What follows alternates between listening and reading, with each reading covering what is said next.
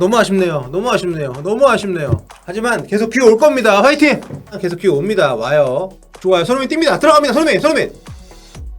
좋아. 맞다. 들어갔어요. 손흥민 골. 야! 거봐요. 포기하지 말라고 했잖아. 시간 많이 남았다고. 와, 정말 너무 기분이 좋네요. 자, 손흥민 선수 골 넣고 마스크를 벗어 던졌습니다. 야, 손흥민 선수 골 넣고 이렇게 웃는 거 진짜 오랜만에 보네요. 자, 최근 들어 계속 선제골을 내주고 있는 토트넘. 이번 팰리스 원정 경기 일단 선제골을 내주지 않은 상태로 전반전을 마무리를 했습니다.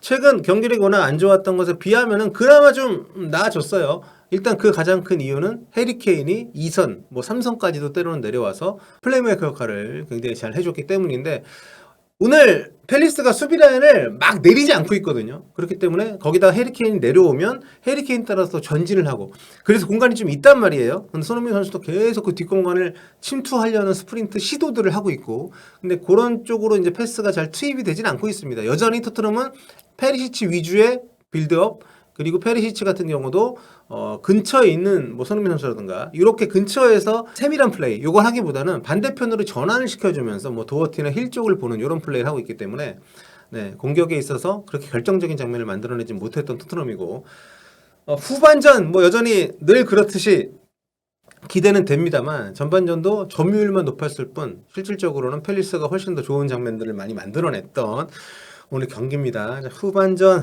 손흥민 선수 이번 시즌에 프리미어리그에서 선발 출전 때 골이 하나도 없거든요. 딱 한 경기 헤트트릭, 레스터 시티전 하나인데 그것도 이제 후반 교체 출전이고, 오늘 경기에서는 그 무득점의 고리를 좀 끊었으면 좋겠는데, 좀 될 듯 하거든요. 좀, 네, 후반전 어떨지 기대를 해보겠습니다. 전반전에 부진했던 토트넘이 해리 케인의 2골, 그리고 도허티의 1골, 손흥민의 1골, 요렇게 4골을 몰아치면서 팰리스 원정 정말 대승을 거뒀습니다.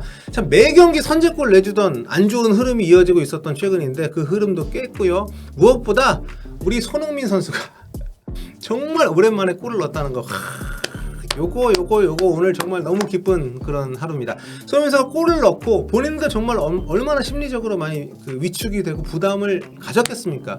또 오늘 앞선 상황에서 1대1 상황을 또 놓쳤었기 때문에 마음의 짐이 정말 무거웠을 텐데, 골 넣고 마스크 벗어 던지면서 너무 정말 포효하는 모습이 정말 그동안 10년 묵은 체증이 내려가는 것처럼 너무 기분이 좋았고요. 아까 저희 입중계할 때 막 눈물 난다고 하시는 분들이 많은데 저도 막 진짜 울컥할 정도로 정말 대단한 그런 명장면이 아니었나. 굉장히 그동안 손흥민 선수가 워낙 골을 잘 만들어줬었기 때문에 그 어떤 귀함, 그 고마움 이런 것들을 우리가 너무 당연하게 생각했던 것이 아닌가 싶을 정도로 정말 한 골 만들기가 어려웠던 최근이었습니다. 이번 시즌 선발 출전 첫 골입니다. 지난 시즌 득점왕 확정 경기였던 최종전 노리치전 이후로 선발 출전해가지고는 처음이니까요. 지금 8개월 만에 선발골이 나왔다고 보시면 될 것 같고, 리그에서는 9월 17일 레스터 시티전에 교체 출전해서 헤트트릭 했던 게 마지막입니다. 그러니까 벌써 100일이 넘었어요. 마지막으로 골을 넣었던 게 리그에서. 그 한 경기가 유일한, 손흥민 선수의 올 시즌 유일한 득점 경기였는데, 리그에서 정말 지금 디페디 득점왕 아니겠습니까? 얼마나 마음고생이 심했을지. 게다가 월드컵 직전 이 챔피언스리그 마르세유 원정 갔다가 얼굴까지 다치면서 설상가상으로 정말 힘든 시기를 보냈었는데, 참 정말 어려움을 딛고 이번 경기 좋은 움직임 보여줬고, 세 번째 골이었던 도어티의 골도 손흥민 선수가 사실상 좀 도왔죠. 물론 굴절이기 때문에 도움으로 기록이 안 될 것 같긴 한데, 아무튼 전체적으로 팀 상황도 좋지 않았고 손흥민 선수 개인의 상황도 좋지 않았던 상황에서 이번 경기가 정말 중요한 분기점이 되지 않을까. 참고로 가장 최근 득점은 리그 골이 아니라 이제 챔피언스 리그 프랑크푸르트전에서 멀티골 10월 12일. 그것도 벌써 거의 석 달이에요. 이렇게 오랫동안 손흥민 선수가 골을 못 넣었던 적이 있었나 싶을 정도로 정말 우리의 마음도 정말 조급하고 막 월드컵 가서 골 못 넣는, 대표팀에서 골이 계속 없잖아요. 그렇기 때문에 정말 우리가 다 애가 탔던 상황인데, 손흥민 선수도 그동안 본인이 쌓여 있었던 어떤 그런 아쉬움, 부담감 떨쳐냈으면 좋겠습니다. 경기 끝나고 나서 케인도 그렇고 콘테 감독도 그렇고 와가지고 막 꼭 안아주는 모습도 굉장히 좀 보기 좋았었는데 아무튼 팀 모두가 지금 토트넘이 케인이 올 시즌에 정말 미친 듯이 골을 넣고 있습니다. 올 시즌에 벌써 15골이에요. 더 미친 선수가 하나 있죠. 홀란드가 21골이라 득점 1위 탈환은 아직까지도 좀 걸리겠습니다만 어쨌든 케인이 미친 듯이 혼자 넣고 있는데 손흥민 선수가 그만큼 보조를 못 맞춰주면서 토트넘이 어쨌든 좀 팀 경기력에도 분명히 영향을 좀 받고 있었는데 이번 경기에서 손흥민 선수가 드디어 잠에서 깨어났기 때문에 여러분 그 뒤로도 우리가 계속 골을 기대할 정도의 움직임이 또 있지 않았습니까? 앞으로 또 아스날전, 맨시티전. 그러니까 앞으로 남은 일정들 보면 맨시티하고도 2월에 한 번 더 붙거든요.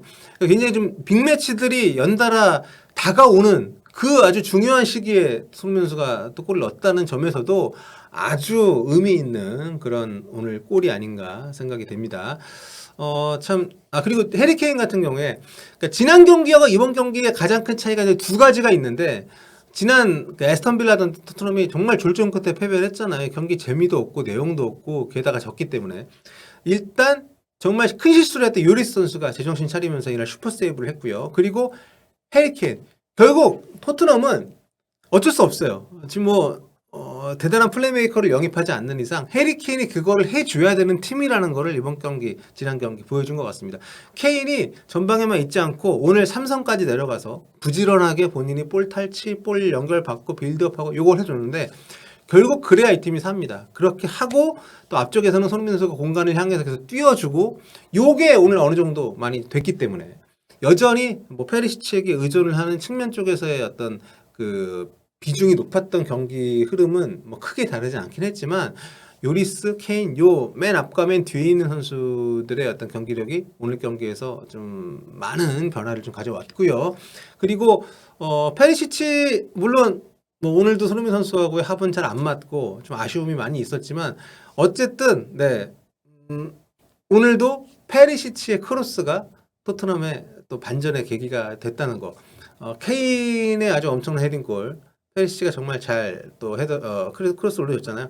콘테 감독이 페리시치를 포기하지 못하고 페리시치 중심으로 공격 빌드업을 계속 가져가는 것을 이해는 해요. 근데 문제는 우리는 손흥민 선수 중심으로 보니까 손흥민 선수에게 이게 좀 시너지가 안 나니까 그게 좀 걱정거리고 여전히 그거는 마찬가지인데 어쨌든 케인이 내려가면서 그렇게 만들어진 공간을 손흥민 선수 또 오늘 브리언 힐도 반대쪽 윙어로 나와서 굉장히 괜찮았죠. 전반전에는 브리언 힐이 거의 종이 인형이었어요. 지금도 종이 인형이지만 후반전도 몸싸움 상대가 걸어오면은 버티질 못합니다. 근데 몸싸움 걸어오기 전에 후반 들어서는 볼 터치가 짧아지고 빨라지고 하면서 전체적으로 팀의 어떤 공격력이 살아나는 데 기여를 했기 때문에 아무튼 전반전에 엉망이었던 경기력이 후반전 들어서 해리 케인의 어떤 기여도 있었지만 전체적으로 팀이 좀 많이 살아난 게 이날 경기에서는 토트넘에게는 굉장히 좀 고무적인 그런 일이 아닌가 생각이 됩니다. 아무튼 전반전하고 너무 다른 후반전이었고 선제골을 내주지 않았던 거 결국 무실점으로 끝났다는 거 이거 좀 중요하고요.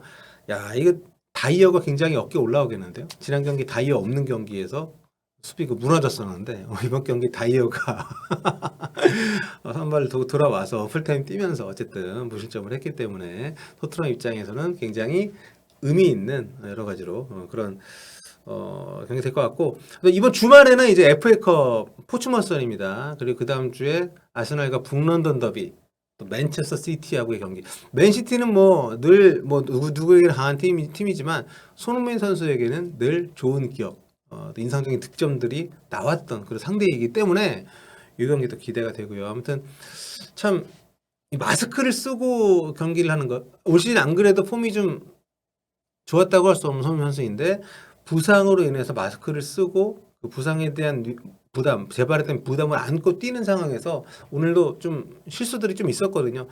만약에 그래서 오늘 골이 없이 끝났다면 팀이 대승을 했다 하더라도 손흥민 선수에게는 굉장히 찜찜한 하루, 또 놓쳤던 기회들이 계속해서 머릿속에서 이렇게 리마인드가 되는 그런 어떤 안 좋은 경기였을 수도 있는데 그 골 하나가 정말 우리 모두에게도 기쁨을 줬지만 손흥민 선수에게도 정말 어떤 환희를 주지 않았을까. 이걸 계기로 앞으로 우리가 알고 있는 손흥민 선수의 그런 화끈한 결정력. 올 시즌에 계속 기대 득점은 나쁘지 않거든요. 확실한 결정력을 조금씩 되살린다면은 지난 시즌만큼의 어떤 득점까지는 아니어도 남은 경기 동안 아직 경기 많이 남았습니다, 여러분. 이제 딱 절반 지났거든요, 프리미어리그. 남은 일정 동안 충분히 손흥민 선수가 우리가 알았던 그 치명적인 골게터러스의 모습을 보여줄 수 있으리라 믿습니다. 자, 손흥민 선수의 시즌 4호 골, 네, 정말 너무 기분 좋네요. 네. 다음 시간에 뵙겠습니다. 골빠.